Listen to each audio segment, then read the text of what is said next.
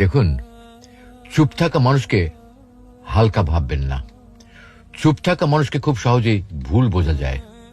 তারা চেঁচায় না, তারা দেখাতে যায় না, তারা কাউকে বোঝানোর চেষ্টাও করে না, কিন্তু সেটাই তাদের সবচেয়ে বড় শক্তি। এরা নীরব হয়, কিন্তু দুর্বল ভাববেন না, মোটেই তারা দুর্বল নয়। এই মানুষগুলো সবসময় দূর থেকে দেখে, বোঝে, বিশ্লেষণ করে, তারপরে মনে মনে সব হিসাব মিলিয়ে নেয়, কিন্তু কখনো কাউকে কিছু বলে না। কারণ তারা জানে চুপ থাকা মানে হেরে যাওয়া নয়, চুপ থাকা মানে সঠিক সময়ের জন্য অপেক্ষা করা।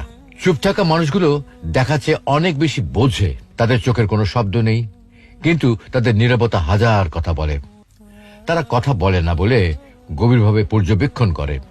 কথা না বলেও তারা বুঝে ফেলে কে সৎ, কে অভিনয় করছে, কে পাশে থাকবে, আর কে শুধু ব্যবহার করবে। তারা ছোট ছোট অপমান মনে রাখে, কিন্তু প্রকাশ করে না।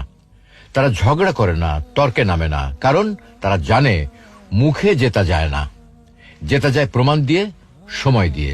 তারা সব হিসাব চুপচাপ মনে মনে মিলিয়ে নেয়। কোন মানুষের মুখে হাসি আছে আর কোন মানুষের মনে বিষ আছে ওরা খুব সহজে বুঝে ফেলে, কিন্তু বলে না, শুধু নীরবে এগিয়ে যায়। তারা নিজেদের লড়াই নিজেরাই লড়ে। কেউ পাশে না থাকলেও তারা থেমে যায় না। হয়তো রাতের পর রাত কেঁদেছে, কিন্তু ভোরের আলো উঠলে আবার উঠে দাঁড়িয়েছে। কেউ দেখেও না, কেউ জানেও না, কিন্তু এভাবেই ওরা নিজের যুদ্ধ জিতে নেয়। তারা সক্ষমতার মাধ্যমে সব প্রশ্নের জবাব দেয়। কথায় নয়, উচ্চস্বরে প্রতিবাদ নয়, শুধু সফলতার ফলাফলই হলো আসল প্রতিবাদ। যখন কাজের মাধ্যমে জবাব দেয়, তখন যারা উপহাস করেছিল তাদের মুখই বন্ধ হয়ে যায় অবশেষে। চুপ থাকা মানুষের কণ্ঠ নীরব, কিন্তু তাদের হৃদয়ে আগুনের মতো শক্ত।